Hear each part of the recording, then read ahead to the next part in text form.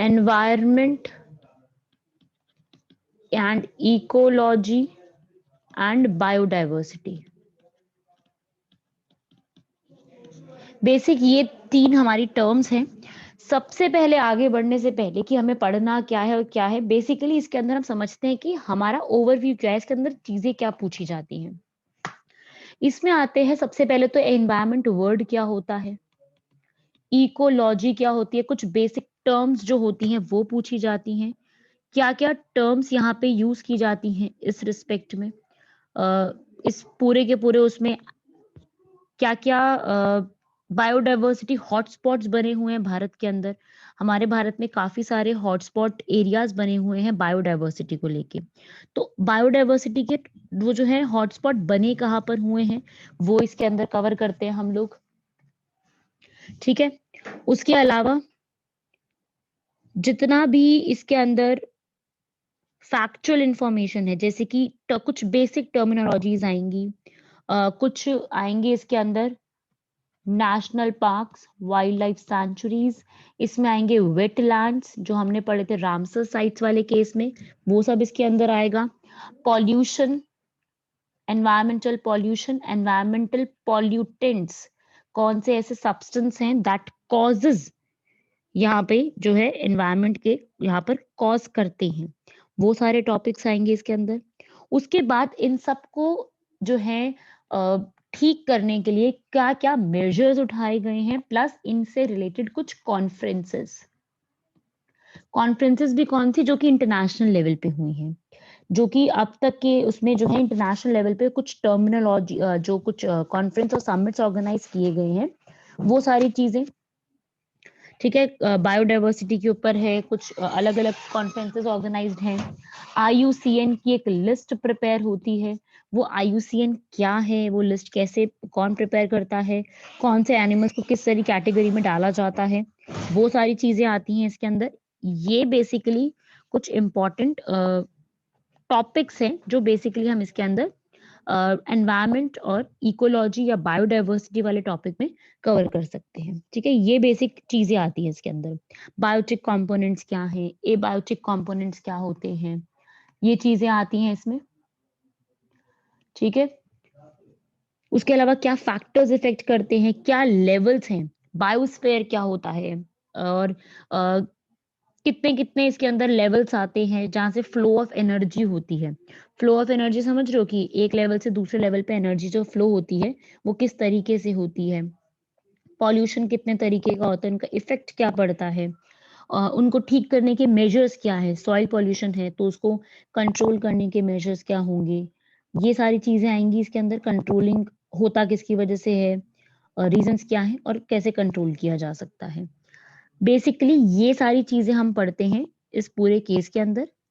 Plus इसमें जितना भी हमारा फ्लोरा एंड फौना है, एक वर्ड आप लोगों ने सुना होगा, फ्लोरा एंड फौना, ये भी इसी में आता है कि हमारे यहाँ पर flora and fauna basically with respect to Jammu Kashmir कैसा है। ठीक है, ये भी इसी के अंदर पूरा टॉपिक आता है। नेचुरल वेजिटेशन कैसी है और क्या क्या फैक्टर्स है जिसपे एक जगह की नेचुरल वेजिटेशन जो नेचुरली तरीके से ग्रो हो रही है, क्या क्या फैक्टर्स हो सकते हैं उसके लिए, क्या क्या पॉइंट्स हो सकते हैं उसके लिए। ठीक है, फॉरेस्ट के कितने कितने तरीके के फॉरेस्ट यहाँ पर हैं, मैमल्स कौन से हैं, और नेशनल पार्क और वाइल्ड लाइफ सेंचुरी तो है ही इसके अंदर, ये सब भी इसके अंदर आएगा। ये बेसिक यहाँ पर जो है वो टॉपिक्स हम इसमें करने वाले हैं रिलेटेड टू दीज थिंग्स। ठीक है, आपके एग्जाम में जो आपका एफए का एग्जाम है उसमें यही सारी चीजें हैं, जितना इसमें है सारा कुछ यही है। और अगर आपके एग्जाम में ये चीज नहीं आती है, जैसे फ्लोरा एंड फौना या फिर एनवायरमेंट वाला, सबके एग्जाम के लिए है, जल्दी बताएंगे सब लोग।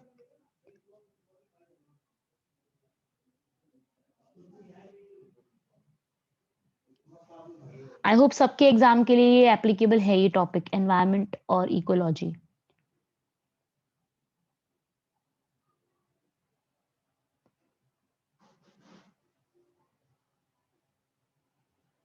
ओके, सबके एग्जाम के लिए है तो ठीक है, और जिनके एग्जाम के लिए नहीं है कोई इशू नहीं है इस चीज का।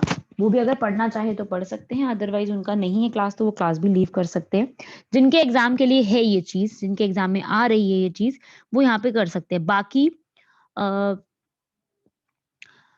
जो ये एफए का और एग्जाम है, एक स्टूडेंट आप ही में से किसी ने मुझे भी एक पिक्चर भेजी है व्हाट्सएप पे। पहले तो ये बताएं वो कौन से एग्जाम के लिए भेजी, जो आपने पिक्चर भेजी है, एफए के लिए या एसआई के लिए या जे के लिए?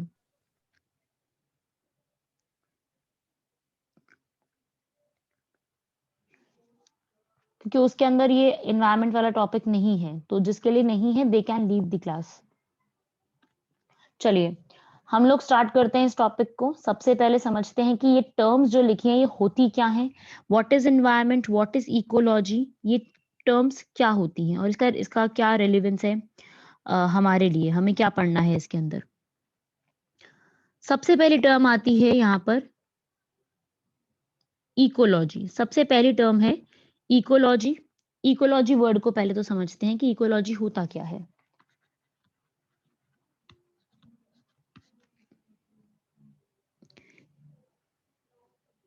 सबसे पहले इकोलॉजी क्या है?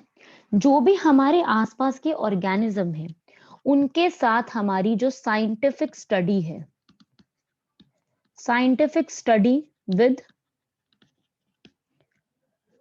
या रिलेशनशिप बिटवीन जो भी ऑर्गेनिजम्स हैं,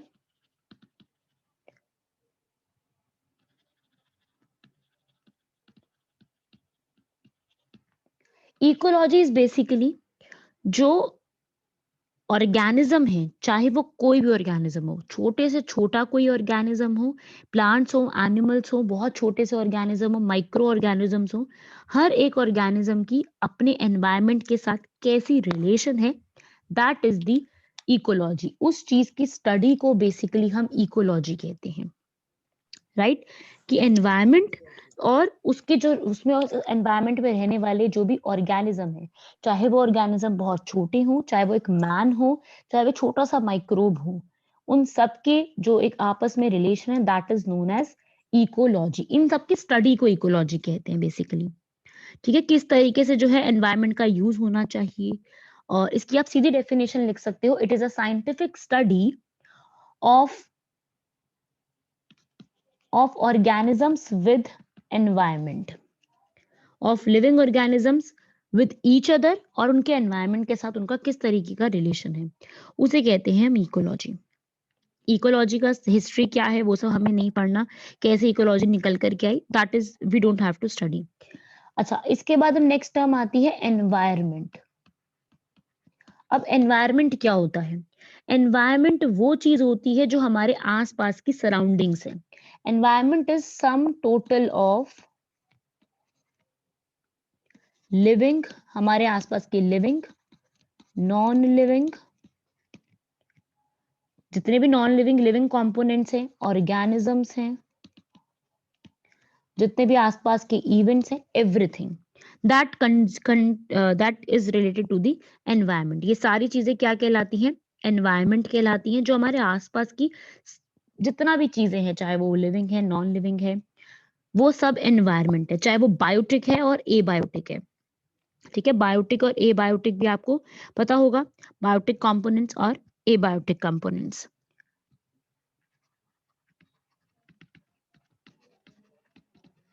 क्या होते हैं बायोटिक एंड क्या होते हैं एबायोटिक?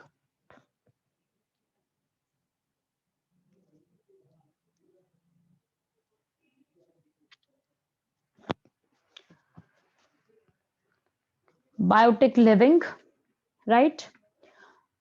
हाँ जी, बायोटिक लिविंग और एबायोटिक नॉन लिविंग। अच्छा, अगर मैं आप लोगों से पूछूं कि एक फिश है, fish is an aquatic animal, तो फिश के लिए एनवायरनमेंट में बायोटिक और एबायोटिक कंपोनेंट्स क्या होंगे? ठीक है, क्वेश्चन है कि फिश है जैसे एक ऑर्गेनिज्म, उसके लिए जो उसका एनवायरनमेंट है उसके आसपास, जिसके अंदर बायोटिक कंपोनेंट्स भी हैं, एबायोटिक कंपोनेंट्स हैं, तो उसके लिए बायोटिक कंपोनेंट्स कौन से होंगे और एबायोटिक कौन से होंगे?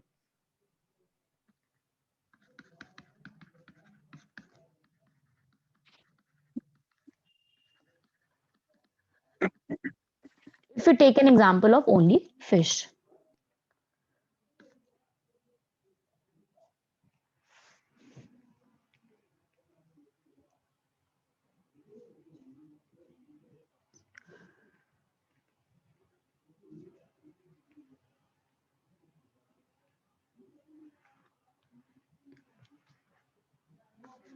Water abiotic, everybody said water abiotic, ठीक है, ठीक है, समझते हैं इसको। एबायोटिक कंपोनेंट्स में क्या चीजें आएंगी इसके अंदर? एबायोटिक जो कि नॉन लिविंग है, जैसे कि सनलाइट हो गई, सनलाइट भी मिलती है उनको, उनको वाटर मिलता है, उनको जो भी न्यूट्रिएंट्स मिलते हैं जैसे कि ऑक्सीजन मिल गया, जो भी और गैसेस होती हैं, ये सब किस में आएंगे? Abiotic, because they are non living. ठीक है, जितना भी ये सारी लाइट है, उनको जितना भी टेम्परेचर मिल रहा है, गैसेस का मिल रहा है, वो सारी चीजें एबायोटिक में आएंगी। और वही अगर हम बायोटिक की बात करें, तो बायोटिक क्या आएंगे? जो भी वो एक फिश जो है वो ईट कर रही है, कौन से ऑर्गेनिजम्स ईट कर रही है? जो भी वहां पर प्रेजेंट है, प्लैंकटॉन्स, है ना, जैसे कि प्लैंकटॉन्स हो गए, उनको खा रही है, प्लैंकटॉन्स इसके अंदर आ गए। और जितने भी वहां पे छोटे माइक्रो ऑर्गेनिजम्स हैं या फिर डीकम्पोजर्स हैं, कुछ इस तरीके के जो ऑर्गेनिज्म जो कि फिश के आसपास है, या फिर फिश जो ईट कर रही है, जो फिश जिनके ऊपर डिपेंडेंट है, वो उसके बायोटिक कंपोनेंट्स हो जाएंगे। समझे, ये होते हैं बायोटिक और एबायोटिक में डिफरेंस है ये वाला। ठीक है, यहां पर इसके अंदर याद रखिएगा। आगे बढ़ते हैं।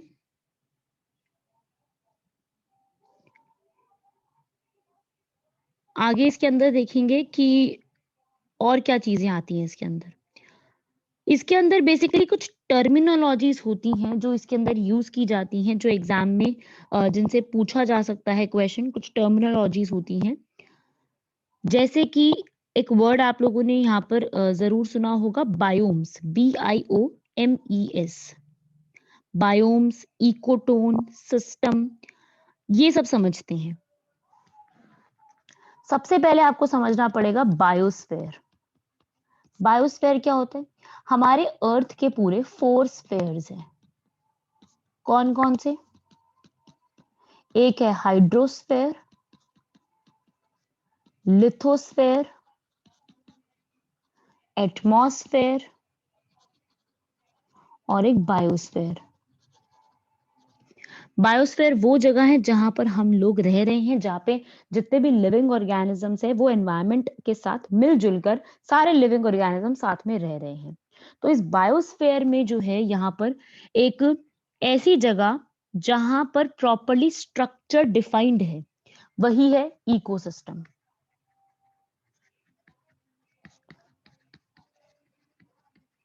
Structural and functional unit of biosphere.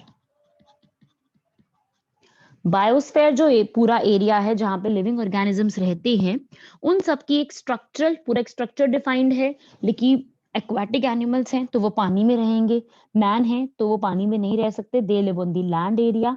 और जो भी जितने वाइल्ड एनिमल्स है, they are living in the forest. तो एक स्ट्रक्चर डिफाइंड है। स्ट्रक्चर और फंक्शनल यूनिट जो है उसे कहते हैं ecosystem. We all live in a ecosystem together. हम सब लोग एक साथ एक इकोसिस्टम के अंदर रहते हैं, जिसे हम कहते हैं यहाँ पर प्रॉपरली एक इकोसिस्टम, जिसके कंपोनेंट्स आपने बायोटिक, एबायोटिक, ये सब चीजें भी है। अब इसके बाद एक टर्म आता है, एक काफी इंपॉर्टेंट टर्म है, that is the ecotone. Ecotone क्या होता है? इकोटोन जो है एक जगह से दूसरी जगह जो एक ट्रांजिशन हो जाता है, ट्रांजिशन वर्ड आप लिख सकते हो, या फिर शिफ्ट हो जाता है from one ecosystem to another. एक जगह से दूसरी जगह जो ये शिफ्टिंग हो रही है, जो जोन शिफ्ट हो रहा है फ्रॉम वन टू अनदर, उसे हम कहते हैं इकोटोन। ठीक है, जैसे कि एग्जाम्पल लेते हैं, हमारे भारत में बहुत तरीके के फॉरेस्ट हमें मिलते हैं, काफी वैरायटी ऑफ फॉरेस्ट हमें देखने को मिलती है। किसी जगह पे माउंटेनियस है, किसी जगह एलुवियल है, किसी जगह पे जो है बहुत जबरदस्त रेन पड़ती है, किसी जगह कम रेन पड़ती है। तो ये डिपेंड करता है। जैसे अगर मैं बात करूं ट्रॉपिकल एवरग्रीन जगह की, एवरग्रीन क्या है? वो हर वक्त हरे भरे रहते हैं। हरे भरे रहने का कारण क्या है कि वो हमेशा हरे भरे क्यों रहते हैं? क्योंकि उनको हमेशा रेनफॉल मिलती है, तो वो हरे भरे रहेंगे। और यहाँ पर एक हम जो है शिफ्ट हो गए। मैं अगर एक एग्जांपल बनाती हूँ, एक सर्कल्स बनाते हैं। सबसे पहले आ गया ये वाला सर्कल, ये हो गया ट्रॉपिकल एवरग्रीन, जहाँ पे रेनफॉल अच्छी खासी हो रही है। मान लीजिए मोर देन 200 सेंटीमीटर यहाँ पे एनुअली रेनफॉल होती है। ये एरिया हो गया। उसके बाद एक और एरिया आगे अंदर आएंगे, जिसमें कम जो है रेनफॉल हो रही है, जिसको थोड़ी सी कम हो रही है, जिसे हम सेमी एवरग्रीन कहते हैं। ठीक है, जिसमें 200 सेंटीमीटर से कम रेनफॉल है। तीसरा एरिया आया जो कि डेसिडियस है। डेसिडियस मतलब जो कि अपनी जो लीव्स हैं वो शेड कर देते हैं, क्योंकि उनको रेनफॉल नहीं मिल पाती, ना अमाउंट ऑफ रेनफॉल उनको उतना मिल नहीं पाता, that's why they shade there leaves. वो होते हैं डेसिडियस। फिर उसके बाद और रीजन कम कर दो इसको, तो आ गए एरिड, जहां पे रेनफॉल बहुत ही कम होती है।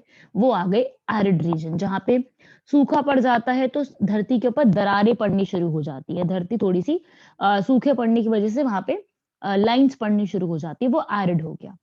तो ये जो वन इको एक जगह से दूसरी जगह शिफ्टिंग हुआ है, एक जगह से दूसरी जगह, ये जो एक शिफ्ट हो रहा है ना, ये चीज, ये जो शिफ्टिंग है, ट्रांजिशन है, एक इकोसिस्टम जहाँ पे अमाउंट ऑफ रेनफॉल ज्यादा है, वहां की बायोडाइवर्सिटी भी अच्छी होगी, वहां के जो एनिमल्स हैं, ट्रीज हैं, उनको पानी की कमी नहीं होगी, तो फोटोसिंथेसिस अच्छे से होगा। फोटोसिंथेसिस अच्छे होने की, प्रॉपर होने की वजह से वहां के एरिया को प्रॉपरली जो है ग्रो करने का, लीव्स हरे भरे रहेंगे, तो एक बायोडाइवर्सिटी वहां की बहुत अच्छी रहेगी। तो ये जो शिफ्ट हो रहा है दूसरी एक जगह से दूसरी जगह, जहां पे बायोडाइवर्सिटी कम से ज्यादा हो रही है या ज्यादा से कम हो रही है, उसे कहते हैं इकोटोन। ठीक है, शिफ्टिंग या फिर एक एक पॉइंट से दूसरे पॉइंट पे शिफ्ट हो जाना, that is known as ecotone. Right, ये एक टर्म होती है यहां पर। उसके बाद आगे बढ़ते हैं इन्हीं के अंदर, इस टर्म के बाद आगे समझते हैं।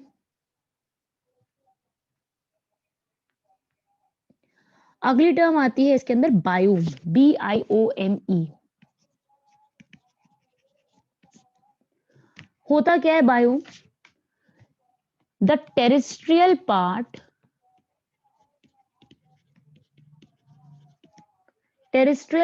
of biosphere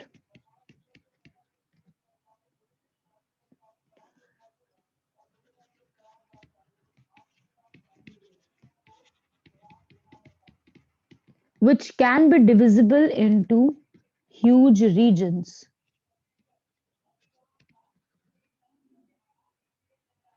मतलब कि ऐसा पार्ट जो कि एक एक ऐसा बायोस्फीयर में इतना बड़ा रीजन होता है। बायोस्फीयर के रीजन को हमने दो अलग अलग पार्ट में डिवाइड कर दिया, जैसे कि आपको मैंने अभी ये वाला एग्जांपल दिया, ये वाला। तो एक बायोम कौन सा हो गया? Tropical evergreen.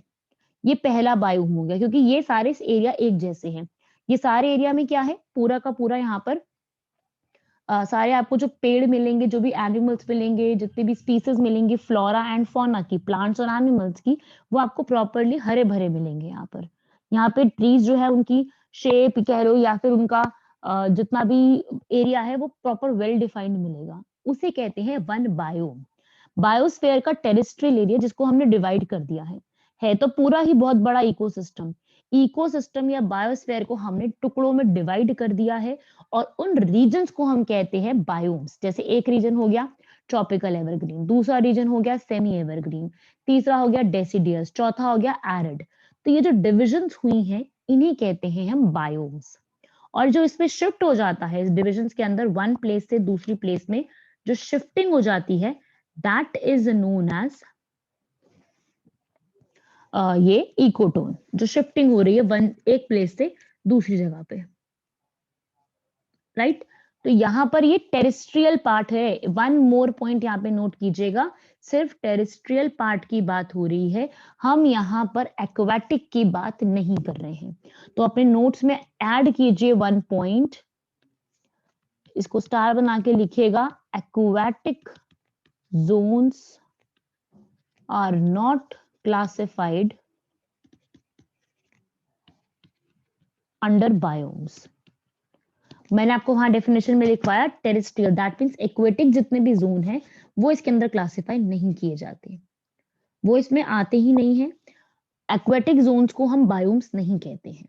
एक्वेटिक जोन्स अलग इस कैटेगरी में आते हैं, उसके अंदर नेक्स्ट और चीजें आती हैं जो कि अलग टॉपिक है, ठीक है। एक्वेटिक जोन्स में हमने फ्रेश वाटर देखा है, हम लोगों ने मेरीन वाटर और एस्चुरीज बनना, वो अलग चीज है, तो वो आप इसके अंदर जो है बायोम्स में क्लासिफाई नहीं करना, that is a different and अलग सा टॉपिक है वो, ठीक है।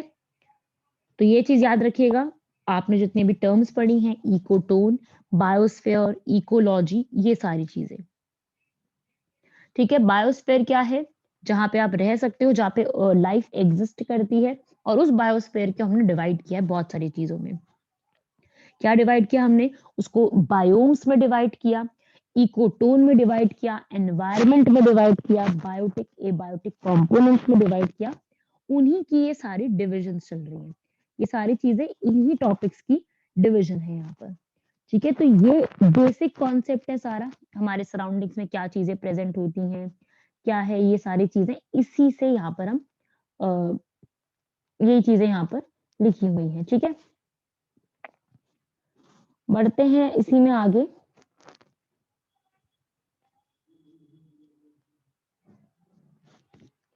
यहाँ तक कोई डाउट? पहले तो सब लोग बताइए कि पहली बार चीज पढ़ रहे होगे मे बी, या फिर पहले पढ़ भी चुके होगे, फटाफट से मुझे बताएंगे यहाँ तक कोई doubt.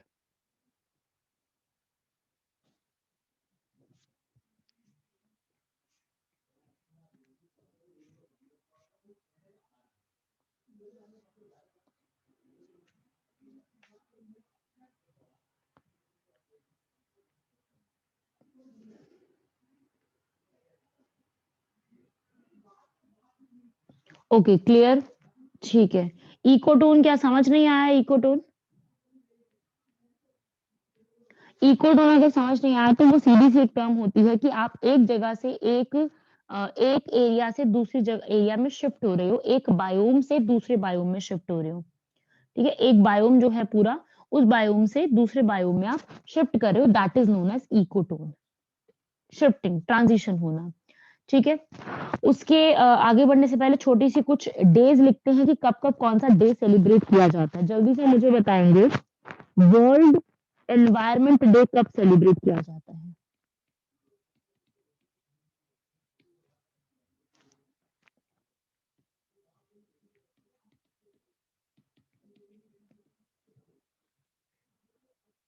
Everybody knows I think, right? June 5 world environment day. World forest day कब सेलिब्रेट किया जाता है?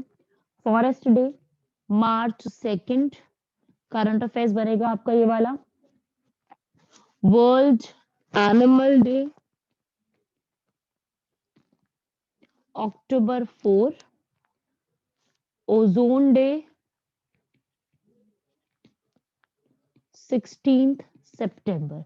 ये कुछ बेसिक डेज है, आप इसको नोट की कर लीजिएगा डेज के बारे में, कि ये जो है डेज इस दिन को यहाँ पर सेलिब्रेट किए जाते हैं।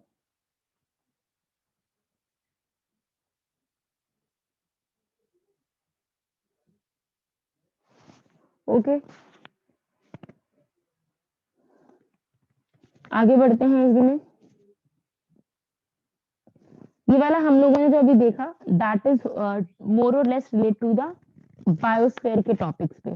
टर्मिनोलॉजीज बहुत सारी और भी आने वाली हैं एग्जाम में, जो बेसिकली आपके क्वेश्चन पूछा जाता है that is more related with the, कि ज्यादा डिफिकल्ट नहीं आता, सीधा क्वेश्चन पूछ लिया जाता है। लाइक एक क्वेश्चन हम सॉल्व करते हैं फटाफट से, अभी आप लोग मुझे इसका आंसर बताएंगे। क्वेश्चन इज, कुछ इकोसिस्टम्स के नाम है यहाँ पर,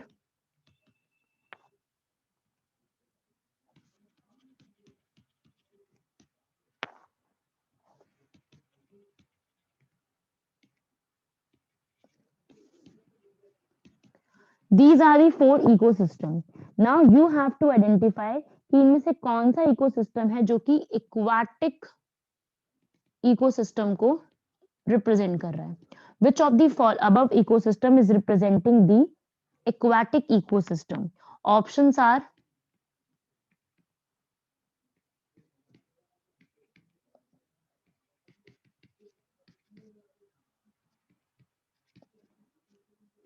just read the options first, then answer me ki which of the following ecosystem is representing the aquatic system.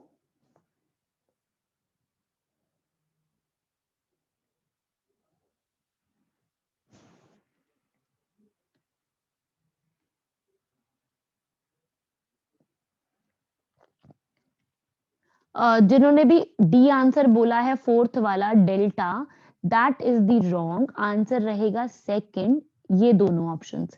Forest is terrestrial area and grassland is also terrestrial and both of these are aquatic. ये aquatic में आते हैं. बाकी forest and grassland इन दोनों को ही किसमें classify किया है? These are classified under the next category. ठीक है, तो यहाँ पर ये चीज याद रखिएगा. छोटा सा पॉइंट है, एग्जाम का प्रीवियस ईयर क्वेश्चन है, आपका इजी क्वेश्चन है काफी. ओके, तो यहाँ पर ये छोटा सा क्वेश्चन. अगला बढ़ते हैं आगे अगले पॉइंट की तरफ. नेक्स्ट टॉपिक आता है ट्रॉफिक लेवल्स. हमारे जो भी इकोसिस्टम है उसमें ट्रॉपिक लेवल्स कौन से होते हैं? लिखेंगे trophic levels in an ecosystem. एक इकोसिस्टम में जो फूड चेन बनती है या ट्रॉपिक लेवल्स बनते हैं, वो कौन कौन से ट्रॉपिक लेवल्स यहाँ पे बनते हैं? फूड चेन क्या है, फूड वेब क्या होता है, और किस तरीके से एनर्जी जो है वन इकोसिस्टम से दूसरी इकोसिस्टम में फ्लो होती है. ठीक है, इसमें हमें बेसिक वो वाले नहीं पढ़ने कि किसने ये दिया था, क्या कौन सा पर्सन था, क्या था, इतना फैक्चुअली नहीं पूछते. डिटेल्स में पूछते हैं इनके जो भी इनके कंज्यूमर्स होते हैं, हर्बीवोरस, प्रोड्यूसर्स, कार्निवोरस, इन पे आते हैं क्वेश्चन. ठीक है, तो उनको समझते हैं कि वो होते कौन है. ठीक है, सबसे पहले हम यहाँ पे ट्रॉपिक लेवल्स के बारे में समझना शुरू करते हैं कि ट्रॉपिक लेवल्स होते क्या हैं. ट्रॉपिक वर्ड का मीनिंग क्या होता है?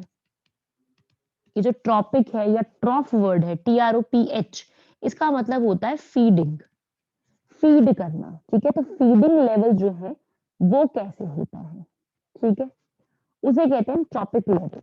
तो यहाँ पे समझते हैं ट्रॉपिक लेवल्स क्या होते हैं. सबसे पहले हम समझते हैं कि जो कुछ बेसिक टर्म्स होती हैं, कार्निवोरस, हर्बीवोरस, वो सब क्या होती है. ओके, बाकी लोगों को भी वॉइस का इशू हो रहा है क्या? वॉइस ब्रेक हो रही है?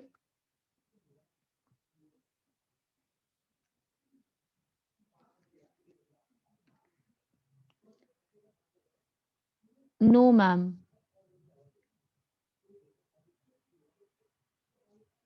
अभी ठीक है ना? चलो, बीच में मे भी हो गया हो कोई नेटवर्क इशू. अभी ठीक है ना? चलिए आगे बढ़ते हैं. अगर अभी ठीक आ रही है आपको आवाज तो आगे बढ़ते हैं. अब यहाँ पर सबसे पहले क्या होता है इस कॉन्सेप्ट में? ओके, क्लियर नहीं थी. ओके, अगर आवाज क्लियर नहीं थी तो मैं दोबारा बता देती हूँ. ट्रॉफिक लेवल हम स्टार्ट कर रहे हैं. ट्रॉफिक लेवल का मतलब होता है कि कैसे energy from one to another, एक लेवल से दूसरे लेवल कैसे बन के जाती है. एक जगह से दूसरी जगह एनर्जी का जो ट्रांसफर है वो कैसे हो सकता है, उसे कहते हैं हम ट्रॉफिक लेवल्स. और एनर्जी वन से दूसरी जगह, एक जगह से दूसरी जगह जाएगी तो वहां पर और एनर्जी एक्सचेंज होगा. दूसरे से तीसरी जगह जाएगी तो वहां पर और एनर्जी का एक्सचेंज होगा. उसे कहते हैं हम फूड चेन बनती है. ठीक है, वो प्रोसेस कहलाता है फूड चेन. जैसे सबसे पहले क्या है, प्लांट, प्राइमरी जो है. प्लांट को कौन ईट करेगा? मान लीजिए एग्जांपल लेते हैं, ग्रास हॉपर. सबको पता है ग्रास हॉपर. प्लांट को ईट किया ग्रास हॉपर ने. ग्रास हॉपर को किसने ईट किया? फ्रॉग ने. फ्रॉग को किसने ईट किया? स्नेक ने. एग्जाम्पल लेते हैं. और स्नेक को किसने खाया फिर? हॉक ने. ठीक है, ये एनिमल का नेम है. ठीक है, ईगल टाइप एनिमल. तो यहाँ पे हमें क्या पता लगा कि वन टू अनदर जो है यहाँ पर फूड चेन बनती जा रही है, वन टू अनदर। ठीक है, जो भी हर्बीवोरस हैं वो प्लांट्स को ईट करते हैं, कार्निवोरस है, ओमनीवोरस है, वो इस तरीके से यहाँ पर अपना ईटिंग लेवल्स रखते हैं। जैसे एक ये एग्जाम्पल हुआ। दूसरा एग्जाम्पल है प्लांट है, उसको डियर ने खाया और डियर को लायन ने। तो ये एक सीक्वेंस बना, ऐसे से बनता गया। ये है फूड चेन। इस प्रोसेस को हम कहते हैं food chain. From one to another जो है फूड यहाँ पर खाया जा रहा है।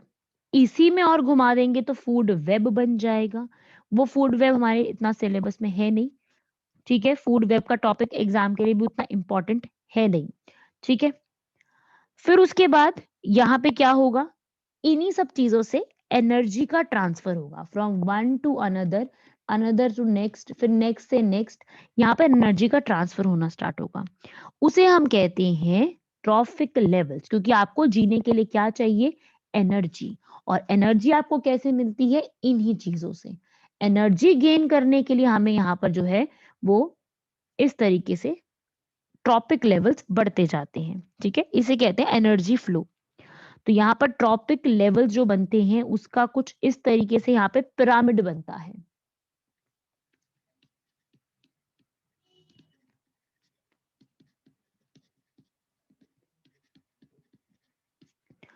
ट्रॉपिक लेवल्स का पिरामिड बनेगा, उसको देखेंगे।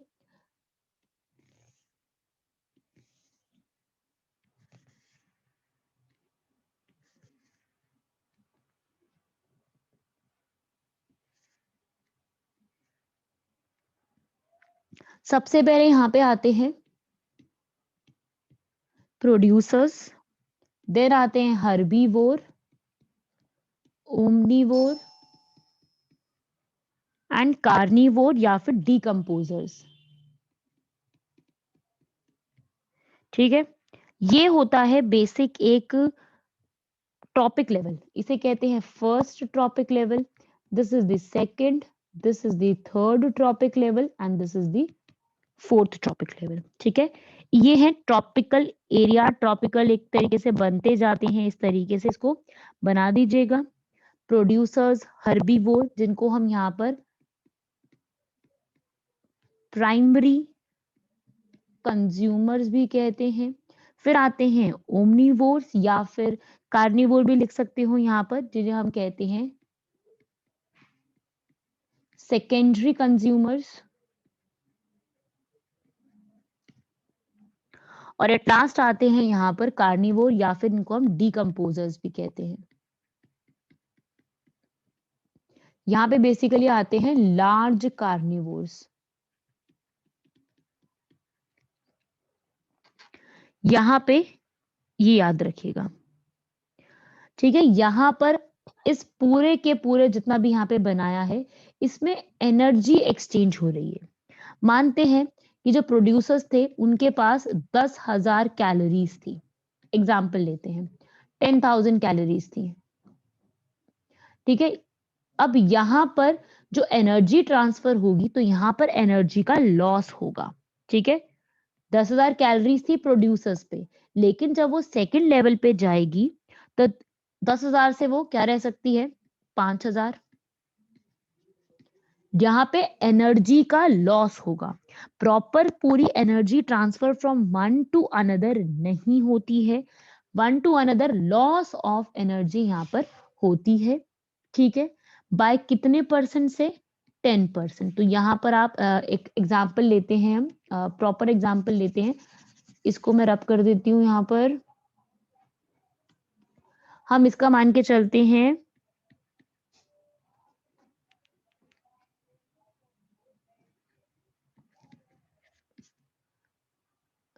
ठीक है, उसके बाद 10% लॉस होगा तो 10,000 कैलोरीज बन जाएंगी इस लेवल पे।